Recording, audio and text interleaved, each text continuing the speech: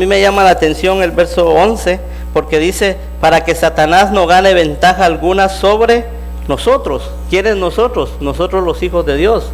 Porque no está hablando no le está hablando a gente inconversa, le está hablando a gente que tiene conocimiento de la palabra de Dios. A los corintios, que en este caso les está diciendo, nosotros somos los que no tenemos que ignorar las maquinaciones de Satanás. ¿Por qué? Porque el Satanás, ¿verdad?, ¿a quién ataca? Ataca al que está en las discotecas, ataca al que está perdido en la inmoralidad sexual, ataca al que está durmiendo ahorita mientras está hay muchos cristianos buscando a Dios. No, a él no lo ataca. A él dice, no, seguir durmiendo. Hasta le da más sueño para que se duerma más. Ataca a nosotros, a los creyentes, aquellos que tratamos de una y otra manera agradar a Dios, mantenernos en esa vida que Dios nos ha trazado. Entonces, por eso Pablo dice, no ignoremos sus maquinaciones. O sea, en esta mañana la palabra dice que debemos desechar toda ignorancia. De hecho, amados hermanos, explicar lo que es la ignorancia es un tema muy largo, porque alguien dijo que todos somos ignorantes. Pues de hecho no conocemos todo, o sí lo conocemos todo. No, pero aquello que conocemos no lo podemos ignorar, porque si ya lo conoce y lo ignora, es con voluntad, ya no es libre de culpa. De hecho, hace poco nos pusieron un ticket, pero no porque ignorábamos que no se podía parquear ahí, no, sino porque ignoramos voluntariamente lo que ahí decía, lo que ya conocíamos. Entonces, hay ignorancia que es porque no conocemos las cosas, pero hay ignorancia que la hacemos a propósito. ¿Cuántos sabían que ayer era ayuno? La mayoría. Pero, ¿qué pasó? Ignoramos muchos. ¿Cuántos saben que a las 10 de la mañana hay escuela dominical aquí? Todos, la mayoría, pero ignoramos. Bueno, algunos tal vez por X razón se puede perdonar, se puede pasar por alto, pero la mayoría yo creo que... Entonces, en eso podemos definir la ignorancia a lo que habla Pablo, aquello que nosotros ya conocemos. Nosotros conocemos que tenemos un enemigo. ¿O no sabían ustedes que tenemos un enemigo que se llama Satanás? ¿Quién no lo conocía? ¿Quién no tenía ese conocimiento? Todos. Por eso Pablo dice, no ignoremos. Porque cuando nosotros ignoramos que tenemos un enemigo, la vida del creyente se va a hacer tranquila. Va a decir, las fiestas de octubre son buenas. De hecho, nosotros hoy este día tenemos que, sobre todo, y yo creo que ese fue el propósito principal del ayuno, que no ignoraron los líderes esta guerra espiritual que tenemos en este mes, sobre todo el día de mañana. ¿Sí? ¿Por qué se hace? Porque no ignoramos las maquinaciones. De hecho, maquinaciones es complot, acechanza. ¿Qué estará preparando el enemigo para mañana? Y los creyentes... Entonces tratamos de nosotros de hacer que esas obras sean deshechas, que esos sacrificios que están pensando hacer sean confundidos. ¿Por qué? Porque no ignoramos nosotros las acechanzas del enemigo. Entonces Pablo les hace ver esto y es importante entender lo que quiero explicar en esta mañana, lo que es la ignorancia. Dice, cualidad del que no tiene conocimiento o carencia de. Por ejemplo, si usted dice, no me hables de química, mi ignorancia en esa materia es absoluta.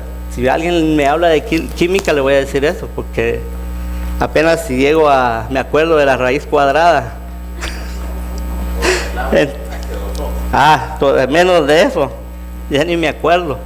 Pero algunas creencias culturales o religiosas son un reflejo de la ignorancia.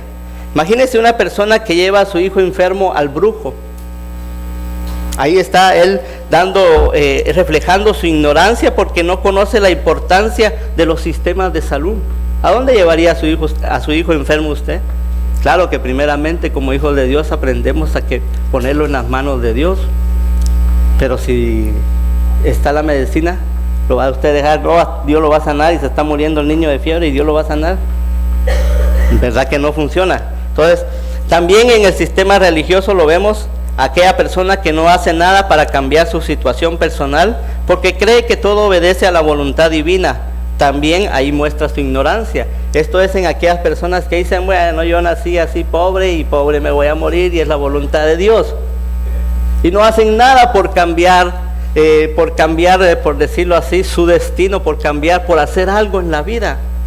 Los jóvenes no pueden decir, bueno, si no llego a ser profesional, pues aunque sea la secundaria, a tirar basura ahí en la vil. No, eso es un conformismo. Eso es tener parte, es una manera de decir, de ignorar lo que son capaces de hacer, de dejar de un lado el momento tan hermoso que tienen los jóvenes en esa etapa, que nosotros ya lo perdimos, pero que si volviéramos a regresar a ese momento, yo creo que muchos cambiaríamos y nuestra ruta sería diferente. Nuestro futuro sería diferente, aunque quizá otros, yo haría peores cosas, diría. Pero bueno, dice Pablo que tenemos un enemigo, y la pregunta en esta mañana es, ¿qué es lo que busca Satanás desde su caída? ¿Qué ha sido lo que Satanás ha buscado desde su caída? O en otra manera, en otra forma, ¿por qué fue que Satanás fue echado del cielo? La palabra nos enseña, no vamos a buscar todavía, en Ezequiel 28, capítulo 28, usted lo puede leer en su casa. En Isaías capítulo 14 nos habla de Satanás, nos habla de que él era Lucifer. ¿Quién era Lucifer? Era un querubín perfecto, dice, perfecto fuiste hecho.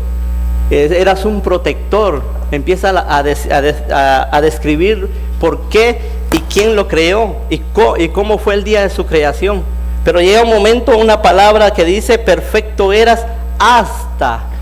Ese hasta lo cambió todo. Hasta que en él se encontró maldad. En Isaías lo describe más, dice, tú que decías en tu corazón, subiré al cielo junto a Dios, y ahí levantaré mi trono y seré semejante al Altísimo. Entonces, ¿qué es lo que buscaba el diablo, el Lucifer desde ese momento? Ser como Dios. Ahora, ¿cómo es Dios? ¿Cuáles son algunos atributos que podemos nosotros mencionar de Dios? Dios es santo, Dios todopoderoso, es omnisciente, Dios lo sabe, o sea, Dios es omnipresente, está en todo lado. Entonces el diablo quería ser, el Lucifer quería ser como Dios. ¿Y qué pasó? Le dijeron, no, aquí no se puede. Entonces por eso lo echaron y se convirtió en nuestro enemigo. Pero una de las cosas que los ángeles hacen en el cielo para Dios, ¿qué es? Adorarlo. Entonces, ¿qué buscaba el diablo? ¿Qué busca el diablo ahora en estos días?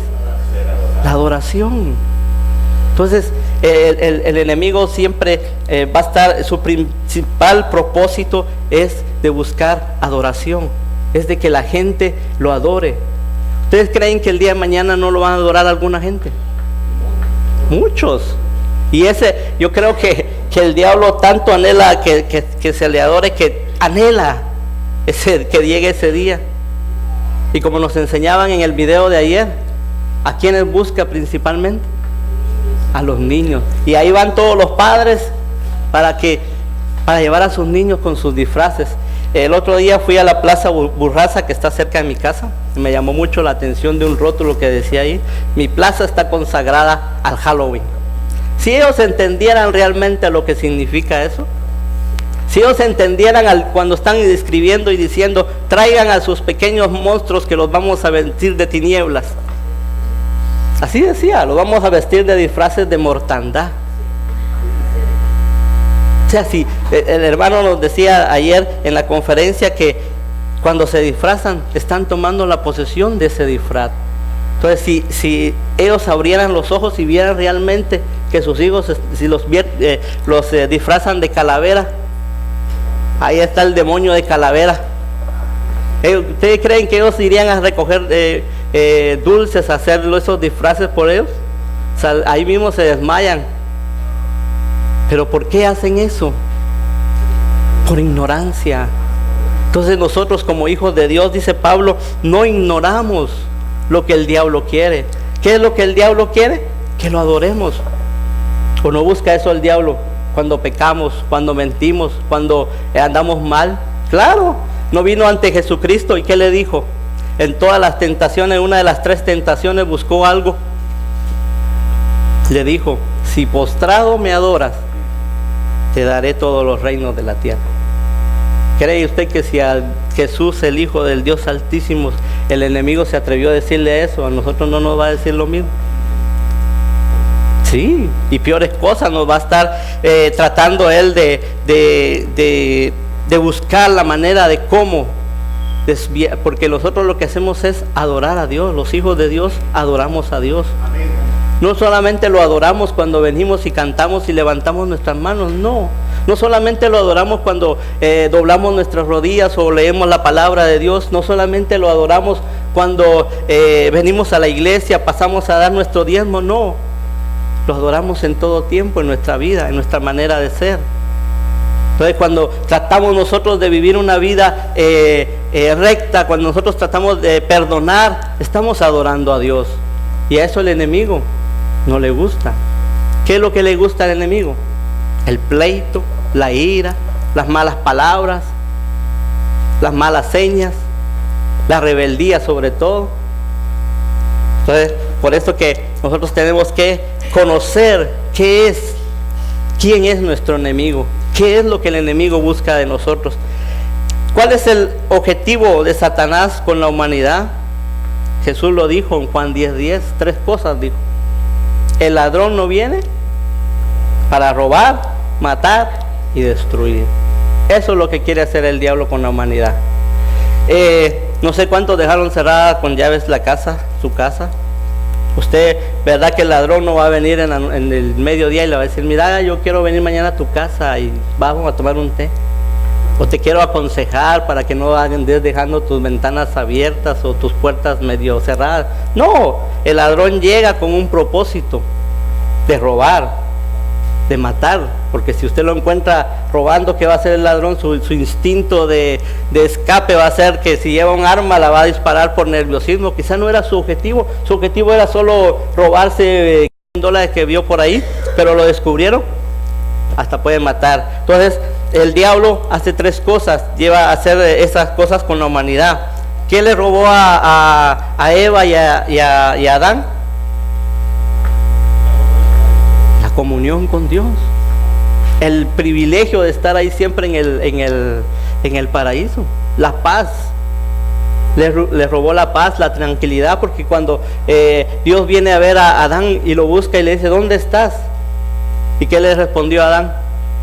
Me escondí porque tengo miedo, dijo. Me escondí, entonces le vino a quitar esa paz, esa tranquilidad con Dios. Ahora, entonces vemos nosotros todo lo que Satanás quiere hacer con la humanidad. Vemos en primer lugar que lo que él busca es nuestra adoración. Él busca nuestras vidas para que nosotros le sirvamos a él. Como decía en la escuela dominical, ya no prestemos nuestros miembros para las cosas malas como antes hacíamos. Ahora, las 3 armas poderosas de Satanás, ¿cuáles son? La primera es la tentación, y todos nosotros conocemos por el lado donde Satanás nos puede venir a tentar, porque todos somos diferentes, tenemos diferentes gustos. Ahora, otra arma es la mentira. No viene el diablo a decirle, mira, si Dios dice que no toques el árbol, pero no le creas, porque Dios dice que el día que tú vas a tocar ese árbol te vas a dar cuenta que Dios se va a dar cuenta que vas a hacer como Él. ¿Con qué engañó a la mujer? Con una mentira. ¿Y cómo llegó todo? Con una mentira. Y después el pecado. Entonces Satanás usa el mundo para que podamos nosotros ser atraídos por el mundo, seducidos por el mundo. ¿Se acuerdan una ocasión? Como decía el hermano ayer en la enseñanza, el profeta ese que quería maldecir al pueblo no pudo, pero después le da un consejo al rey malo y le dice, mira, la única manera en que podemos hacer destruir a Israel es de que ellos se metan con las hijas de los otros pueblos. Y cabal fueron las hijas, las más bonitas mandaron, porque no creo que hayan mandado algunas feas, sino algunas bien bonitas, bien esbeltas, para que los jóvenes israelitas cayeran y pecaran, y así podían hacerle daño al pueblo. Entonces el pecado es una arma poderosa que tiene Satanás. Ahora usted dirá, hermano, pero usted solo habla del diablo y del diablo. Pero es importante, porque cuando un ejército va a la guerra, el general o el capitán los reúne a todos: miren, vamos a ir a capturar o vamos a ir a destruir esto, y les enseña al enemigo, les muestra, les proyecta un plan, les dice: mire, este es el enemigo tiene tal armamento, el enemigo actúa así si se le permite. Y es lo mismo en la guerra espiritual. Nosotros tenemos que entender que tenemos un enemigo, pero y otra de las armas más poderosas que el diablo está usando también es la ignorancia. Volvemos a la ignorancia, porque cuando caemos en la ignorancia, nosotros podemos también vivir una vida religiosa. Véalo, ahí sí le voy a invitar a que lean la palabra, o si lo ponen ahí lo puede leer. En Romanos 10. Recuérdese que la ignorancia mata, así que hay que despertar. Dice en Romanos 10, capítulo 10, verso 1 al 3, dice, Pablo hablándole a los romanos, le dice: hermanos, ciertamente el anhelo de mi corazón y mi oración a Dios por Israel es para salvación, porque yo les doy testimonio de que tienen celo de Dios, pero no conforme a ciencia o conocimiento, porque ignorando ¿qué? Y procurando establecer la suya propia, o sea, su propia justicia, no se han sujetado a la justicia de Dios, porque el fin de la ley es Cristo, para justicia a todo aquel que cree. Aquí está hablando de Israel, pero también está hablando de los fariseos. ¿Qué habían establecido los fariseos? Su propia justicia. Entonces, cuando nosotros ignoramos la justicia divina, caemos en la religiosidad de hacer nuestro propio camino para llegar a Dios. Me voy a explicar. ¿Es que porque doy diezmos soy salvo? ¿Es que porque sirvo en la casa de Dios en cualquier ministerio soy salvo? No. Pero algunos cristianos pudieran creer eso, o creen eso, que entre más yo ayuno, más salvo soy, que entre más yo diezmo, más salvo es. Entonces ahí estamos creando nuestra propia justicia, porque estamos ignorando el camino verdadero que estableció Dios. ¿Cuál fue? Jesucristo. En una ocasión decía hermano Javi que el evangelio es sencillo. Si nosotros creemos en el sacrificio de Jesucristo, ya está. Ya está todo pagado, ya no hay nada más extra que hacer. Entonces dejo de servir a Dios, entonces dejo de orar, entonces dejo de diezmar, dejo de venir a la iglesia. No, ahí sí somos rápidos para aprender. No, al contrario, porque he encontrado una salvación tan grande que por agradecimiento voy a hacer lo que la palabra me dice. Entonces, cuando los fariseos crearon su propia justicia, cayeron en esa religiosidad. ¿Te imaginas? Si ellos llegaran a conocer esta verdad, ellos decían: bueno, ya no va a haber sacrificios, ya no va a haber nada. Aparte de que gran negocio que tenían ellos, porque todo lo vendían ahí en Jerusalén, y los meros eran los sumos sacerdotes. Entonces decían: bueno, si creemos que Jesucristo es el Hijo de Dios y que un sacrificio ya es para siempre, ¿qué vamos a hacer con tantos bueyes que tenemos aquí, tantas vacas que tenemos? Se nos va a venir abajo el negocio. Así que sigamos mejor en nuestra ignorancia. Pero si ellos quieren seguir en su ignorancia, seguirán, porque todavía hasta la fecha no creen que nuestro Señor Jesucristo ya hizo un sacrificio para siempre. Pero también, como les dije al principio, podemos caer en ignorancia voluntaria. Veamos lo que dice Efesios 4,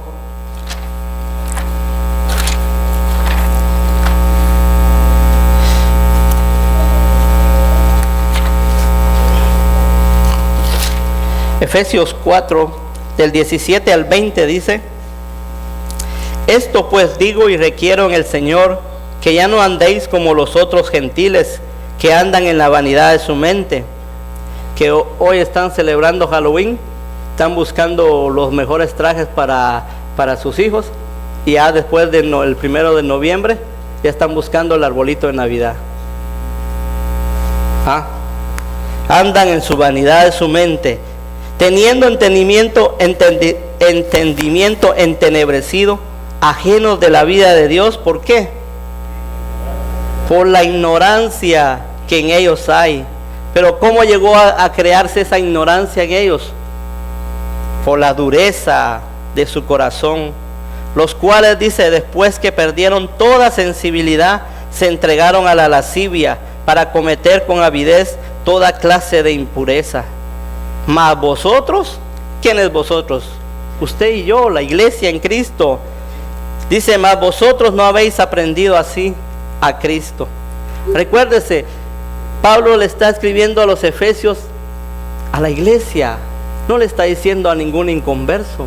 Por eso que él dice teniendo el entendimiento entenebrecido, ajenos de la vida de Dios, por la ignorancia que hay en ellos. Nosotros podemos conocer la palabra de Dios hoy en día y mañana caer en ignorancia. ¿Pero por qué, hermano? ¿Cómo es eso? ¿Cuántos sentidos de... ¿cómo se dice? No me acuerdo la palabra. El ser humano tiene 5 sentidos. ¿Así es? Vamos bien. Se me olvidó.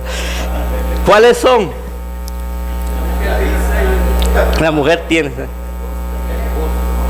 Vamos despacito. El gusto, el olfato, la vista, el oído y el tacto.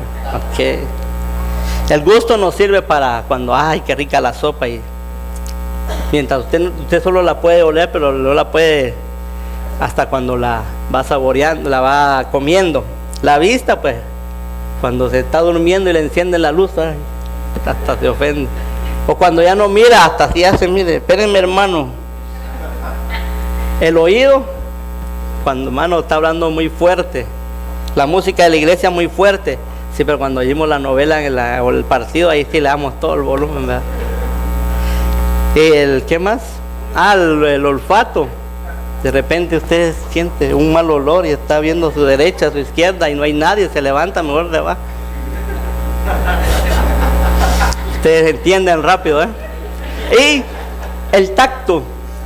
El tacto es cuando nosotros tocamos algo que está caliente. Ponga su mano en una hornilla roja, ¿qué va a hacer? Rápido, ¿verdad? A menos que su mano o su brazo se ponga seco completamente, se ponga seco totalmente y ya no sienta nada, pierda la sensibilidad. Así pasa. Y usted puede poner la mano y no siente nada. Así pasa con el corazón de aquel que no tiene una comunión continua con Dios. Por eso dice: por la dureza de su corazón, los cuales después que perdieron toda sensibilidad, porque mensaje venía, venía y venía. No, eso no es para mí, eso no es para mí. Fueron perdiendo toda sensibilidad. Es cierto que la conciencia a veces nos engaña, que no nos podemos fiar mucho en ella, pero el Espíritu Santo nunca nos engaña. Él siempre nos va a decir: mira, no hagas esto, mira, anda a leer la Biblia, mira, anda a orar. O a veces no nos despierta en la madrugada: no, es que comí mal. Entonces Dios tiene que hacer que grite la nena para que uno se despierte. Sí, Señor, eras tú, ¿verdad? A veces nos hacemos insensibles, pero porque Dios nos habla y no queremos. Entonces podemos caer en esa ignorancia que es muy mala. Veamos Primera de Pedro. Yo pensaba que la palabra ignorancia solo la iba a encontrar ahí en Segunda de Corintios, pero buscando y buscando me encontré muchas citas, pero no las vamos a ver todas, pero algunas que el Señor me ayudó a poder presentar en esta mañana y que pusiéramos mucha atención en lo que dice, porque si ignoramos, la verdad que podemos llegar a tener una vida fácil como cristianos, como jóvenes adolescentes también, porque no ignoren que los años pasan, muchachos. Yo hoy miraba a Darly hablando con Daniel, su francés que apenas lo comprendía, porque yo no hablo muy bien, pero ¿cómo han pasado los años? Cuando llegó aquí él miraba a todos los muchachos hablar en francés y él tal vez apenas agachaba 1, 2 o 3. Pero han pasado cuántos años y ahora él... Pero así van a pasar los años también. Así que no ignoren que los años van a pasar. Primera de Pedro 1, capítulo 13 al 15 dice: por tanto, ceñid los lomos de vuestro entendimiento, sed sobrios y esperad por completo en la gracia que se os traerá cuando Jesucristo sea manifestado. Como hijos obedientes, no os conforméis a los deseos que antes teníais estando en vuestra. Antes por ignorancia nos emborrachábamos. Antes por ignorancia mujereábamos. Antes por ignorancia las hermanas, ay, miren qué muchachón. Antes por ignorancia, porque solo al hombre le atacan por ese lado. Antes por ignorancia íbamos a pedir dulces. ¿Cuántos fueron? Yo creo que fui una vez. Pero eso dice, entonces Pedro viene y dice: ya no hagan esas cosas que antes hacíamos por ignorancia. Ahora que ya sabemos que todo eso es malo, si lo seguimos haciendo, ¿qué pasa? Estamos actuando en una ignorancia voluntaria. ¿Por qué? Mire, porque ya no hay que hacerlo, dice, sino como aquel que os llamó es santo, sed también vosotros santos en toda vuestra manera de vivir. ¿Cómo deben de vivir los hijos de Dios? En santidad, apartados. ¿Cómo viven los hijos de desobediencia del diablo? ¿Usted cree que los hijos del diablo van a vivir? No, sería absurdo. Sí, porque los que son del mal, los que andan en tinieblas van a andar haciendo las cosas en oculto. Pero el que es hijo de la luz, es que se va a ir a meter a las tinieblas para hacer las cosas. No, tiene que hacer cosas en la luz para los que están en las tinieblas lo vean. Ah, es algo diferente. A ese sí le funciona. ¿Por qué? Porque vive en la luz. Pero mientras el de las tinieblas no se convierta a la luz, es imposible que haga cosas de la luz. Por eso que el apóstol Pedro también insiste de que Dios es santo y nosotros ya no debemos de vivir en nuestra ignorancia de antes. Debemos de salir de todo eso. Mismo el apóstol Pablo le dice a los corintios, esto no lo vamos a leer, pero que yo sé que lo conocemos, en 1 Corintios 3:16, y se lo recalca en el capítulo 6, verso 19, donde les dice: ¿o ignoráis que vuestro cuerpo es templo del Espíritu Santo? En un garage, ¿qué es lo que usted ve? Herramientas. En una guardería, ¿qué es lo que usted ve? Juguetes. En un hospital, ¿qué es lo que usted ve? Entonces, eso nos da a entender que cada cosa tiene su lugar. Y lo mismo dice Pablo: nosotros somos templo del Espíritu Santo. ¿Y para qué sirve un templo en general? Es algo que en general digo, porque otras religiones, otras creencias pueden tener un templo y lo usan para tener un momento de comunión, para algo especial. Entonces, si nosotros somos templo del Espíritu Santo, en nosotros tiene que haber búsqueda de Dios, tiene que haber fuego de Dios, tiene que haber alabanza para Dios. Nuestros miembros tienen que servir para el bien. Ahora, hermanos, ¿sabe que la ignorancia nos limita también a conocer más a Dios? Nos limita a conocer más el poder de Dios. En una ocasión, allá por Mateo 22, vienen los saduceos y le empiezan a dar una ecuación a nuestro Señor Jesucristo acerca de la resurrección. Mateo 22, capítulo 29, verso 29, perdón, donde le empiezan a decir, hay una mujer que tuvo 7 maridos y de quién se va a hacer el marido. Entonces Jesús viene y les dice, en el versículo 29 del capítulo 22, entonces respondiendo Jesús les dijo, erráis, ignorando las escrituras y el poder de Dios. Interesante, ¿eh? Cuando ignoramos las escrituras, cuando ignoramos la palabra de Dios, podemos andar errantes. Aquí se lo dijo a los saduceos en el conocimiento de lo que es el cielo, pero muchas veces la palabra no nos ayuda para nuestras vidas, para el futuro de nuestras vidas, porque ya el pasado ya de nada nos sirve. Ahora cuenta el futuro. Entonces, cuando nosotros ignoramos la palabra de Dios, comprometemos nuestro futuro, porque estamos alejándonos. Y no solamente eso, sino que les dice las escrituras y el poder de Dios. ¿Dónde más vamos a aprender nosotros quién es Dios? ¿Dónde más vamos a aprender nosotros qué puede hacer Dios? ¿Qué es capaz de hacer Dios? ¿En los diarios? ¿En las revistas de tecnología y ciencia? No, en la palabra. Ahí vamos a conocer a Dios. Ahí nosotros vamos a ver lo que Dios quiere para nuestras vidas. Ahora, porque si usted va a Juan 5:39, porque es importante la palabra, amados hermanos. Juan 5:39 dice, siempre Jesús dándoles ayuda a estos religiosos para que pudieran entender la voluntad de Dios, dice, escudriñad las escrituras porque a vosotros os parece que en ella tenéis la vida eterna.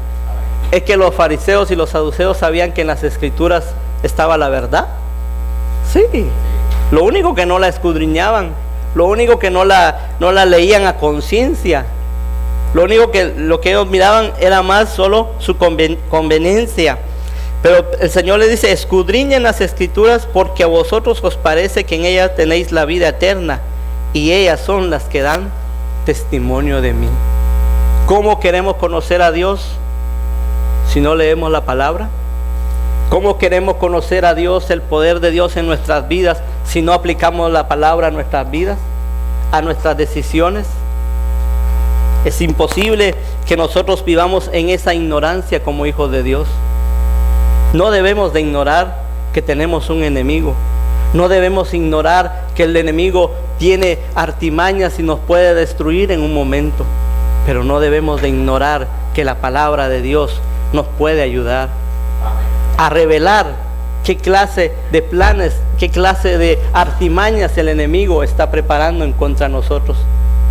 Leía esta semana en una historia del Antiguo Testamento, en la cual dice que el rey de Siria quería atacar a Israel, pero dice que cada vez que este rey planeaba un ataque, Eliseo lo sabía por revelación de Dios y mandaba y le decía al rey de Israel, le decía, no pases por este camino, y siempre confundía los planes de este rey, hasta que este rey se enojó y dijo, bueno, entre nosotros hay un traidor.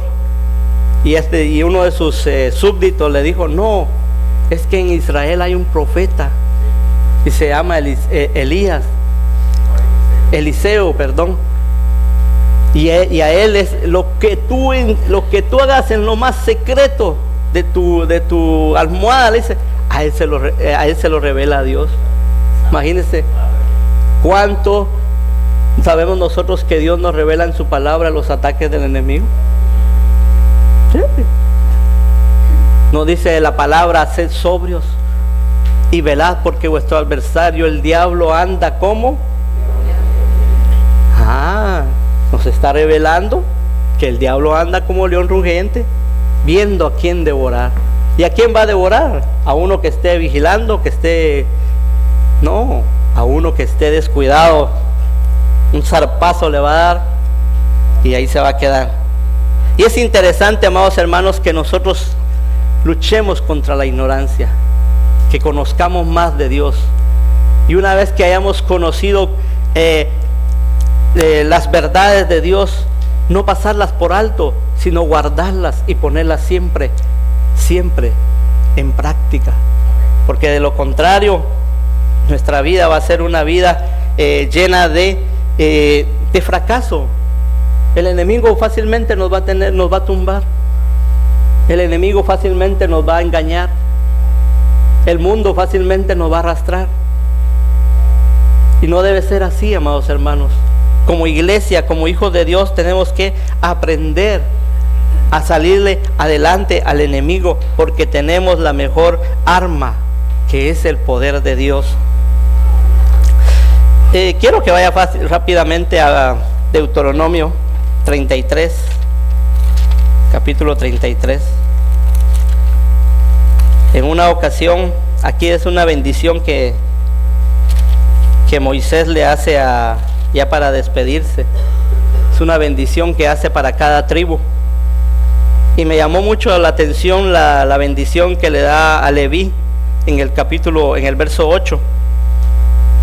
Y antes que nada, dice que te va a leer algo ahí, pero si quieren en Éxodo 32 lo puede leer en su casa. Fue cuando hubo la rebelión del becerro de oro que hicieron, y bajó Moisés enojado y dijo, bueno, ¿quién está conmigo? Y dice que todos los de Leví se pusieron al lado de Moisés. Entonces Moisés le dijo, bueno, vayan y maten, pónganse la espada lista, le dijo, y vayan a cada tienda y maten a su pariente, a su padre, a su madre, a sus hijos, por el pecado que habían hecho. Y dice que estos hombres levitas lo hicieron así. Y murieron como unas 2,000 personas. Entonces por eso que Moisés aquí habla de eso.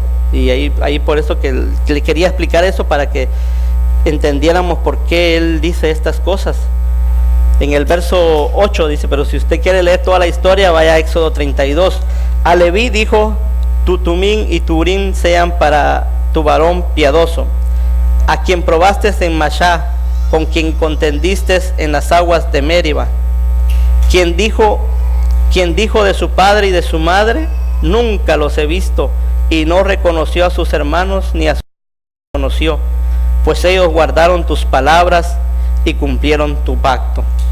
La hermana nos enseñaba hoy en la escuela dominical que nosotros somos sacerdotes, o sea, somos como dijéramos, somos levitas del Señor. Amén. Entonces esto va para nosotros. Dice, ellos, el verso 10, ellos enseñarán tus juicios a Jacob y tu ley a Israel. Pondrán el incienso delante de ti. ¿Qué dice Apocalipsis 5:8? Y cuando hubo tomado el libro, los 4 seres vivientes y los 24 ancianos se postraron delante del Cordero. Todos tenían arpas y copas de oro llenas de incienso, que son... ¿Qué tenemos como levitas, como sacerdotes? ¿Qué tenemos que poner delante de Dios? Nuestras oraciones. Y él sigue diciendo, y el holocausto sobre tu altar. Romanos 12:1 dice, así que hermanos, os ruego por la misericordia de Dios que presentéis vuestros cuerpos en sacrificio vivo, santo, agradable a Dios, que es vuestro culto racional. Nadie se podía presentar al tabernáculo o a la presencia de Dios sin una ofrenda. Nosotros hoy en día sabemos que todo eso es pasado y que ahora es nuestra vida que tiene que ser presentada en ofrenda hacia Dios. Porque cuando nosotros vamos a hacer todo esto, sigue diciendo el verso 11, bendice, oh Jehová, lo que hicieren y recibe con agrado la obra de sus manos. Pero lo que más me impacta es el final.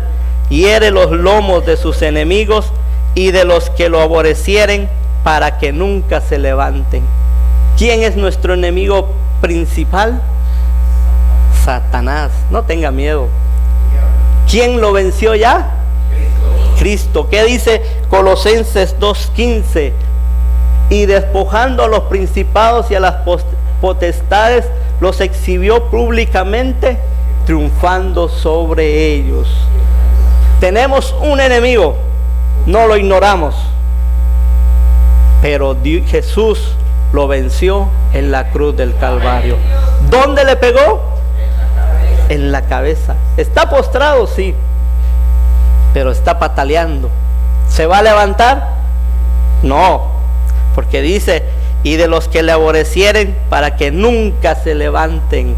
La victoria de Jesucristo en la cruz del Calvario fue perfecta contra el pecado, contra el diablo. Así que no hay nada que nos pueda impedir que nosotros sirvamos a Dios. Si algo nos impide servir a Dios, es porque nosotros le estamos dando oportunidad. Pero del todo, amados hermanos, nuestro enemigo está vencido. Puede patalear y hacer lo que quiera, pero está vencido. Voy a pedir al grupo de alabanza que pase, por favor. Amados hermanos, no tengamos miedo. Somos un pueblo de victoria. Somos un pueblo que ha aprendido de que Dios ha triunfado sobre la fuerza de las tinieblas. Como hijos de Dios, como sacerdotes de Dios, que le servimos al Dios vivo, nosotros estamos bajo esa bendición. Y hoy en esta tarde vamos a cantar con gozo, con júbilo. Amén. Vamos a poner